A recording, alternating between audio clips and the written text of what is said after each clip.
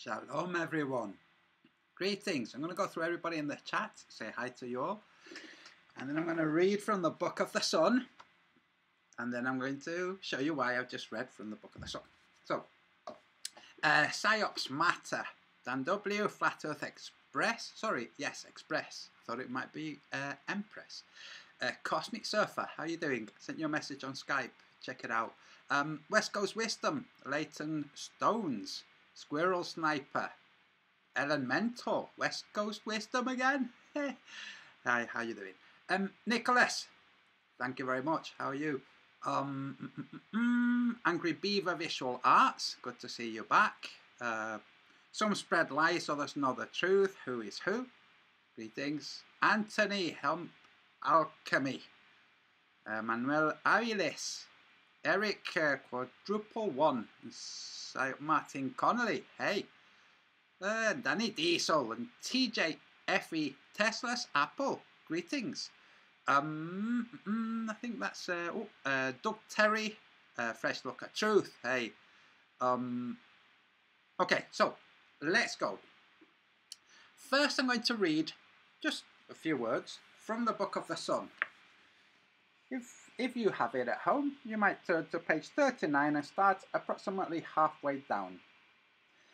These tubes are what's being described as flux lines and transmit light when they are energized, which, when seen crossed over each other coaxially, radiate more light at the nexus than might be imagined, resulting from the sum total of their luminosity, going by the paucity of their individual radiance outside that nexus. Going to the bottom of the page now, it's page 39. The configuration of these arrays can be seen in video footage of Venus taken at cruising altitude, which shows points of radiance manifesting along the same type of conflated nexus points as those seen delineated in parhelia. So those flux lines don't solely manifest holoprisms from daylight static charge. These are arrays reacting to static charge at night too, but in more subtle forms. And that static charge also rotates over the face of the Earth in a circumlinear fashion, like the day's charge. Turn over. Which is why the stars and planets move. These other arrays of filaments manifest as the moon, planets, stars, nebulas, and all the other celestial lights. The Book of the Sun. Why did I just read that? Well, just bear with me while I juggle windows. Is it here? Let's see. Here it is. The mysterious web that binds the universe. Let's look at how current cosmology, which has just found the filaments I describe in the Book of the Sun, from observation, not from model or from theory, but from observation, let's see them trying to wrap their heads about this fantastic discovery. Let's listen. Numerous objects are connected by an invisible web that stretches from the Milky Way to the most remote corners of the universe. It's quite surprising that such a cosmic web exists in reality. And in a few seconds, you'll see a real photo of it. What is this web like? Where did it come? What is this array? What could this array be? Huh? How? Huh? From? And why is space not so empty and cold as it seems to us? In fact, the cosmic web is older than most. Now, obviously, they're going to embellish and invent and say, oh, and it's these things that we figured it out just immediately because we've literally just found them. Remember, this video, by the way, December 18, the discovery was made in November. My book was published in March of the same year, so before they discovered these things. Objects in the universe, After the Big Bang, 40% of the hydrogen, the Yeah, right. very first element that emerged, served as building material for stars and planets, while the remaining 60% of it gathered in endless filaments that connected all the Sorry, what? What? In endless what? Filaments? galaxies in the universe with each other. Directly at the intersection of the lines themselves, galaxies arise. Oh, in the intersection? You mean the nexus? The nexus is the meeting point. So, in the nexus of these filaments, the galaxies and the stars. Oh, really? But this was all in theory. It was assumed that even if such... Now, he's going to explain that this was all in theory. They imagined that this might be the case. No, they didn't at all. If it was true that it was theory, he would be mentioning who it was that theorized it. But you won't find in all of the articles that were published about this, and there were many, you will not find a single name of any astronomer or astrophysicist who posited this theory. What they're doing now is they're saying, oh, we kind of suspected that this might be the case. That's what they're doing. threads exist, there's practically no chance of us being able to see them. After all, the hydrogen web is considered a very thin and weak structure, which is easily overshadowed by the light of nearby galaxies. However, when astronomers from the European Southern Observatory Listen to this. in Chile observed a cluster of SSA-22 galaxies in the constellation of Aquarius, which is 12 billion light years from Earth. Yeah, sure. An unexpected thing happened. Newborn stars within the cluster emitted intense ultraviolet light, which was absorbed and then emitted by hydrogen filaments. Oh. So they illuminated the filaments and they took images of them, and then they pretended like they already had a theory that posited that idea. Like, you know how gravity is supposed to make spheres? Yeah, it now makes tubes too. By the reflected glow, the scientists were able to detect and capture two highways of the cosmic web, interconnected by a third stream in a photo. Oh, will those be three junctions, each one? Oh, that's interesting.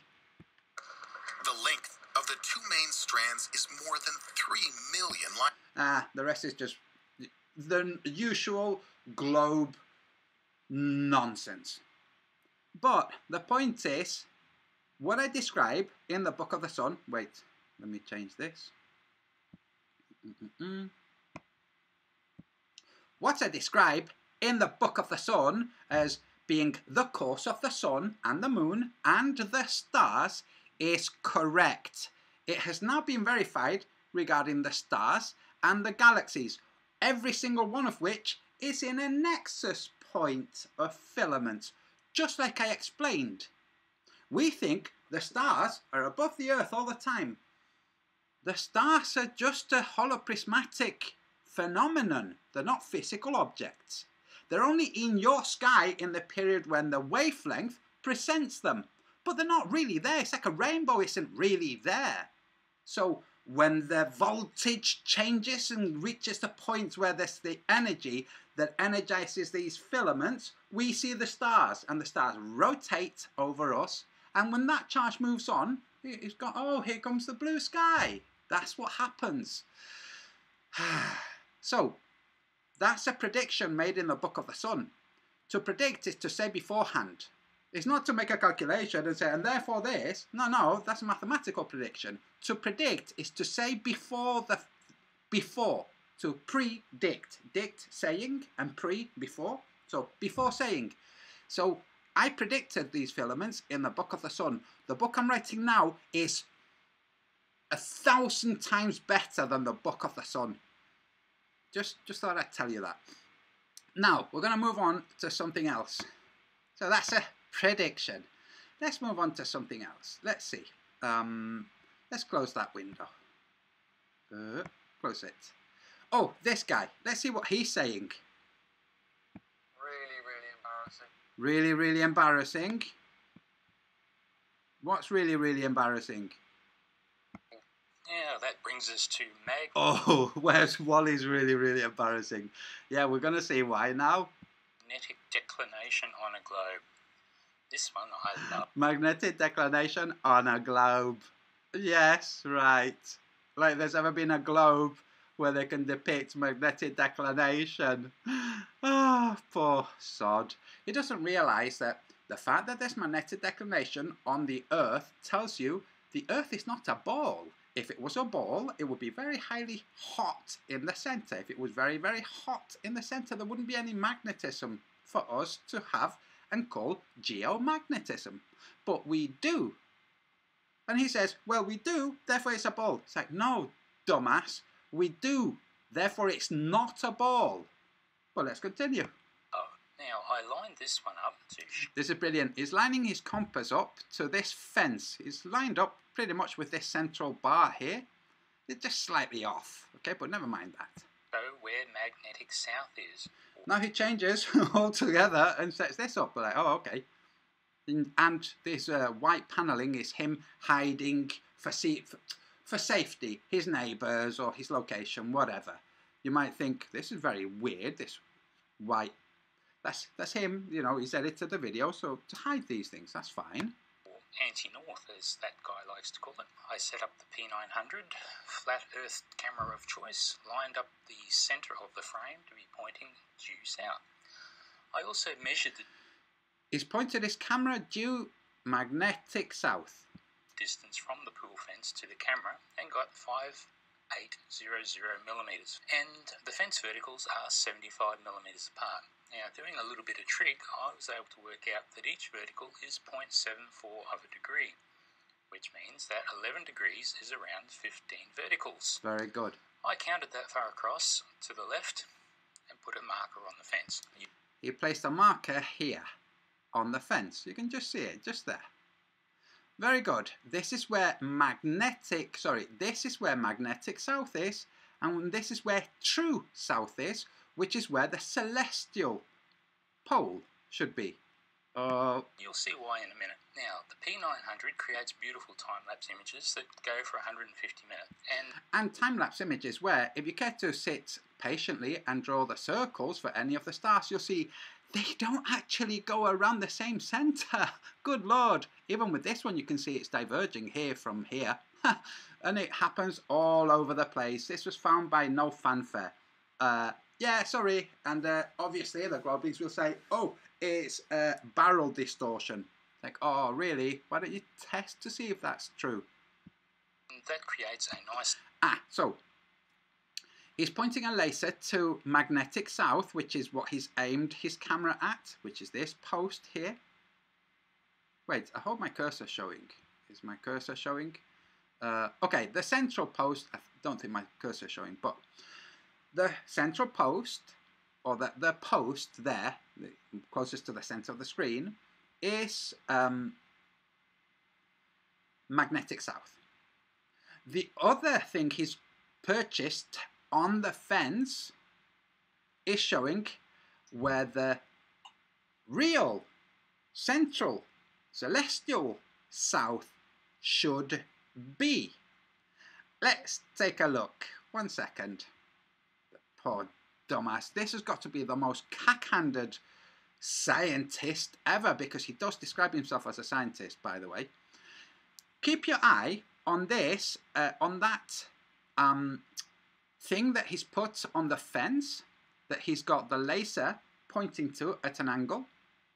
So, over on the left of the fence. Okay. If we draw a vertical line from that point, then the celestial south should be on that vertical line. So let's take a look. Oops! We can see it isn't. I've drawn a vertical line, that blue line is a vertical line from the point that he said this is where. So very good. You can see the celestial pole's not there. So he's probably just got it a bit wrong.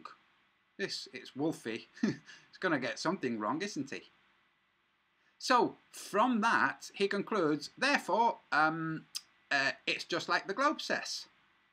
Even though he's just shown in his own video that it is not like the globe says, he's off by 2.22 degrees, so either the magnetic declination at his location is different to what he thought, or he just did the math wrong, or it's not quite centered.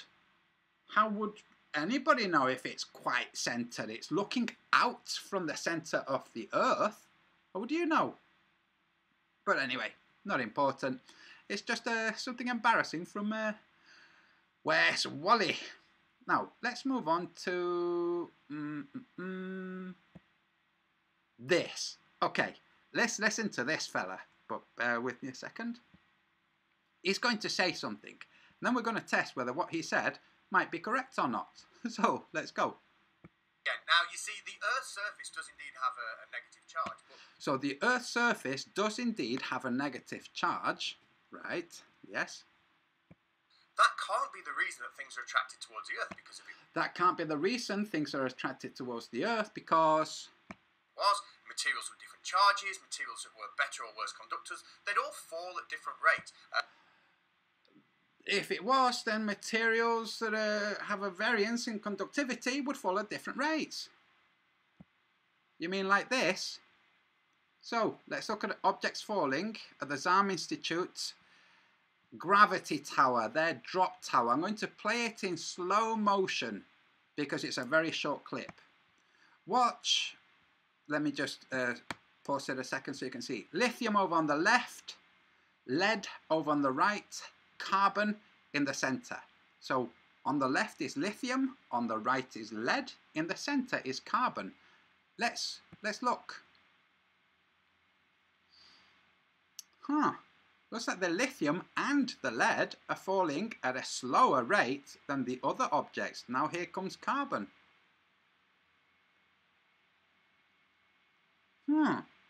Definitely those objects are falling. These are falling in free fall. That's free fall. Okay, let me just go back. That is free fall. This is inside a capsule, which is inside a vacuum tower. The capsule is shot up by perfectly engineered German engineering catapult that projects it up the tower. Never mind the tower rotating and the Earth on it. Don't be silly. Up the vacuum tower where it reaches that point of equilibrium at the top of the ascent and then starts to descend. What we're watching is the whole thing. The ascent and descent.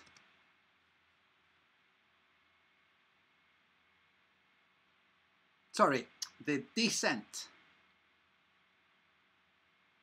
Okay, in fact, I'll go back to the very beginning where it's reached the top of the arc or the top of the trajectory and then starts to drop in free fall in a vacuum. You're seeing the lithium over on the left is creeping up, which means it's falling slightly slower than the beryllium, boron, aluminium, and so on. Just like this fella said. Hey, well done you. And now lastly, I'm going to play this guy who's well, we're going to see something from this guy. Let's see. What are we going to see from you? Complete lack of intellectual integrity. We're going to see complete lack of intellectual integrity. Very good. Let's watch some more. Let's get started and you'll see what I mean. Yes. Number one, here's the flat Earth map that you all seem to agree upon. So, according to, what's he called, Professor Dave, all flat earthers seem to agree on this map. That's interesting. That wouldn't be like a misleading state. That wouldn't be false, would it? Because no. First, this is the first time I see this map, so I can't have agreed to it if it's the first time I see it. It's much better than the general azimuthal projection. The sizes of the continents have been corrected, so it's much better. North America is a little bit too small compared to South America as it stands, but it is much better. To make this perfect, you'd have to take South America, make it a little bit smaller, and then rotate Quito to its real location, which means, well, obviously rotating the rest of South America. But never mind, according to him and his intellectual dishonesty, this is the map that flat earthers agree upon. Huh, interesting. Anyone with half a brain can immediately tell that this does not correlate with reality. Ah, wait. Anyone with half a brain... So it wouldn't be intellectually dishonest to use coercive language like that, would it? Like, if you're not a moron, you'll understand this is not an image of reality. But if you're a moron, you would maybe think that.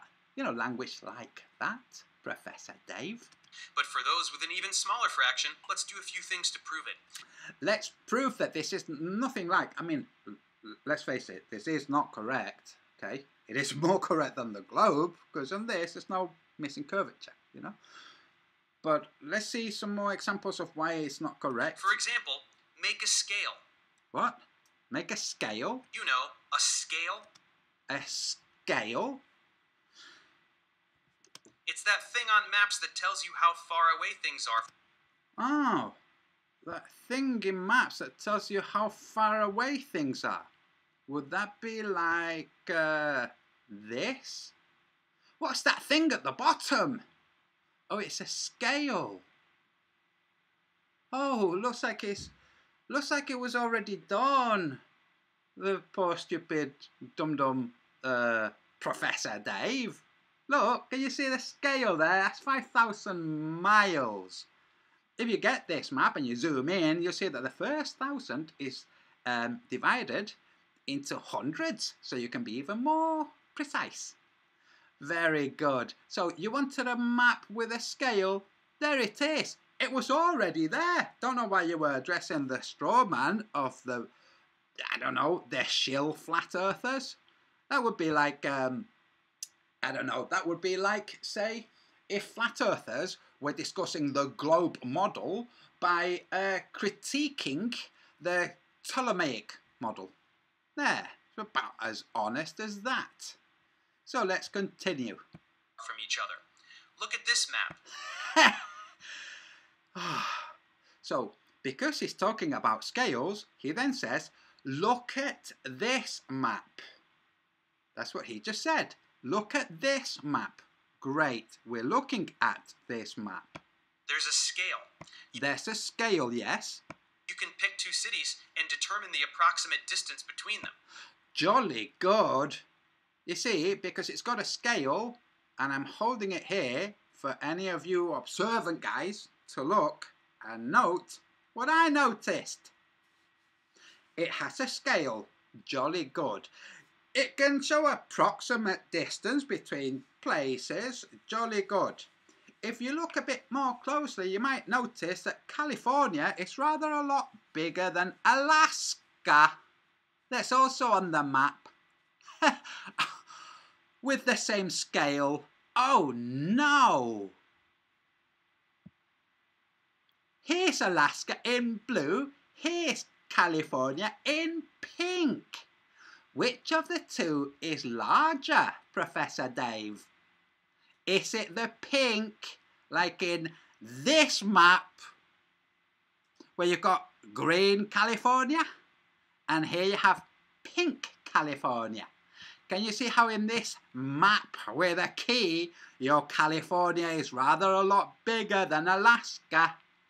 Can you see how here in this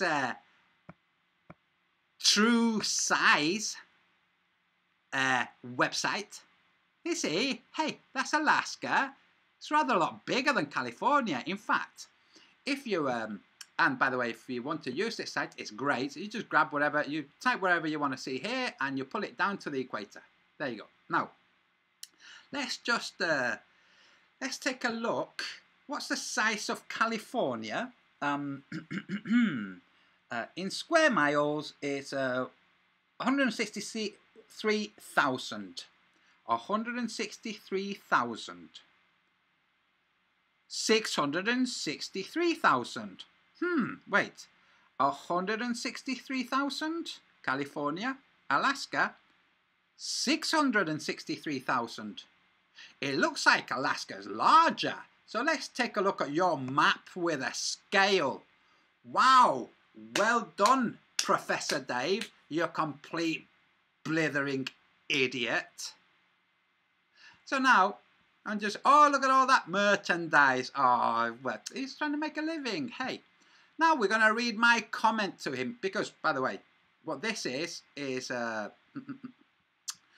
called 10 Challenges for Flat Earthers. Okay? I'm not going to go through them because I'm going to wrap up. I'm going to join you in the chat and then I'm going to wrap up. Got things to do, including getting back to the book. I reply, ha, ha, ha, ha, ha. Brilliant. Number 1, make a map with a scale. Done and published in the Book of the Sun. Number 2, I forget what it is. Ditto. In fact, wait, we'll see what number 2 is.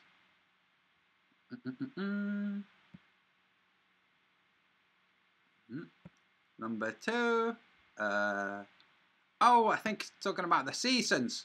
Yes, ditto. Then number 3, he says, how about you make a prediction? Like, ha, ha, ha, ha. And this is why I started by reading from the Book of the Sun and then showing how astronomers have just found the filaments I describe in the Book of the Sun. Like, through observation, not from model, not from theory, from observation. You see, there's an easy way to determine whether this assertion of mine is correct. The assertion is, they saw the filaments and had no prediction, and are now pretending that they had a prediction. The opposite, if that statement was false, the opposite would be, they had a prediction, but didn't bother looking for it. That's not very likely.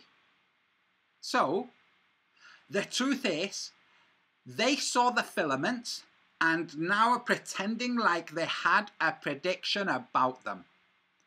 So, ha ha ha, how about the prediction that the stars and galaxies appear in junctions of filaments? How's that for a prediction? Number 4. He says, why don't you take a picture over land, not over flat water, but over land, from 1,000 miles away of something?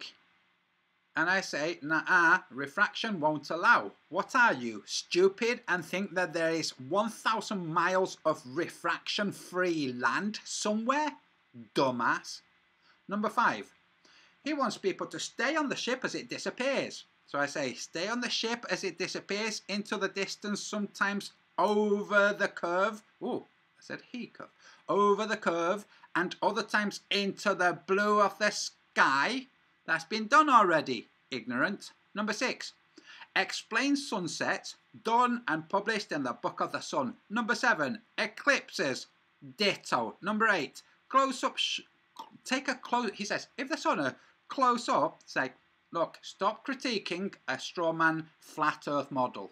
Okay? Stop being an arse. I've just completely bitch slapped you with your own map that you showed with a distance ski, you moron. Number 8, he says, why don't you take a close-up shot of the sun and moon? So I say, close-up shot of sun and moon, again, applies only to the retarded strawman model pushed by F.E. Shills, not reality. In reality, it's not doable. Just like a close-up of a rainbow, it's not doable, dumbass. Number 9, take long-haul flights and note that flights are not constantly turning, while on the globe they are turning on the vertical plane. He says, you would notice that, you know, if you were taking a flight from Santiago to Sydney, say, and it was doing a cartoon circle, a cartoon curve, you'd notice that. He says, yeah, you would notice that. That's very dumb. So number 10, he says, show something that has been invented with a flat earth theory. I said, first, you show anything that has been invented based solely on the globe earth model. Otherwise, legit flat earthers or pondlings will point out it's an invention based on reality and not on the globe model, with copious amounts of globe disproves along the way. As for the other things listed in his number 10 point, done already, including the simple empirical. He's saying, why don't you do some real science, like empirical science? Like done, including the simple empirical observation that the sun's light diverges, which anyone with eyes to see can verify. And this is shown on my channel. So, Professor Dave, you complete and utter dumbass. How about you show a map where you're trying to debunk maps? With Alaska, it's correct size, you moron. What a complete twit. I mean, really, what a complete dumbass this guy is. It's almost as much of a dumbass as Simon Dan showing the globe Earth illuminate. There was a time when Simon Dan was trying to make a point that you can illuminate the globe Earth. Wait, where am I? Here. That you can illuminate the globe. Hey, you can illuminate the globe Earth according to what time and date says. It's illumination that reaches the Horn of Antarctica and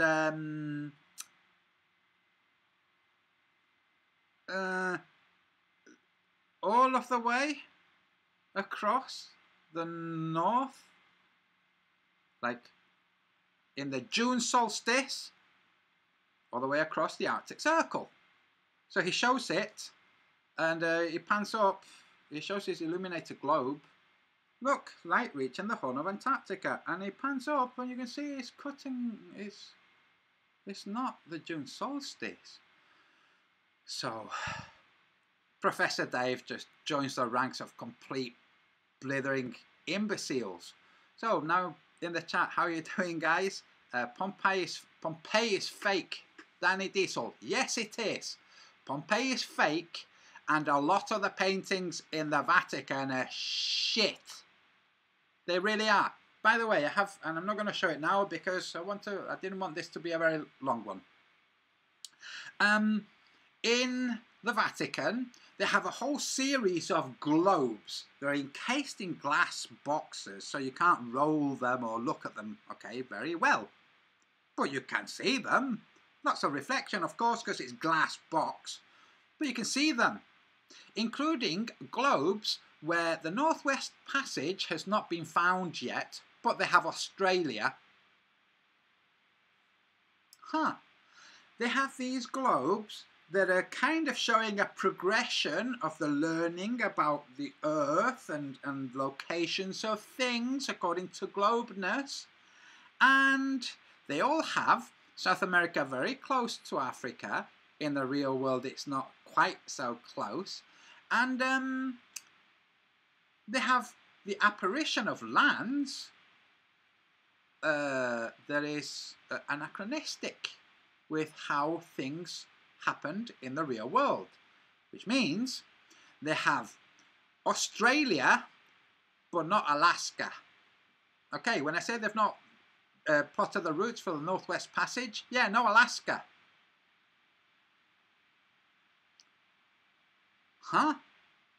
Yeah, so you might think that's curious. It's almost like they didn't really know what was... The guys who commissioned them just said, commission me a series of... do me a series of globes showing different discoveries as they happened. And the guys who made the globes just looked at different maps and said, I'm going to make a globe of this one. Here you are.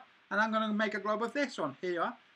And those guys didn't actually start to go, wait a second, this one doesn't make sense. The heck is this? You've got New Zealand and Australia here, but you haven't got Alaska or Eastern Russia. That's not real. The heck? You've got some of Africa here, but all of Alaska and Eastern Russia here. What's this globe? You've only got part of Africa in this globe, but you haven't got the entirety of the North? What are you doing? Yeah, so that happens, folks. In the Vatican, right there for the world to see, with their paedophile god who's rolling around amongst naked children with his arm around a pubescent girl. That's right. Go and see it yourselves. You can see it because it's Michelangelo's famous Sistine Chapel painting. So, all the Christian flat earthers out there, tell them they worship a paedophile god. Just tell them that. Keep pointing out to them. You worship a paedophile god. That's why the strongest, most powerful Christian church protects paedophiles. Now, just imagine for a second that it turned out that everything was and always had been immortal. Just imagine that. There you are. You're immortal. You're part of this place and you're immortal. You'll die, but it doesn't mean you'll end. You just like when you disappear from a dream, you don't die. You wake up in the real world. When you appear in a dream, your real world body hasn't gone. Still there. Okay? You just change phase into the next phase. You're immortal, literally immortal. And along comes a charlatan and says, if you follow me, I'll make you immortal. That's Christianity. It's a crock of shit. And so is Islam and Judaism. Complete crocks of shit, all of them. And with that, I'm going to bid you all good night. Thank you all for watching. I'm going back to the writing. I hope you enjoyed this. Pass this on to more on flat earthers and more on globelings. And enjoy your time. And with that, I'm going to bid you all good night. Good night.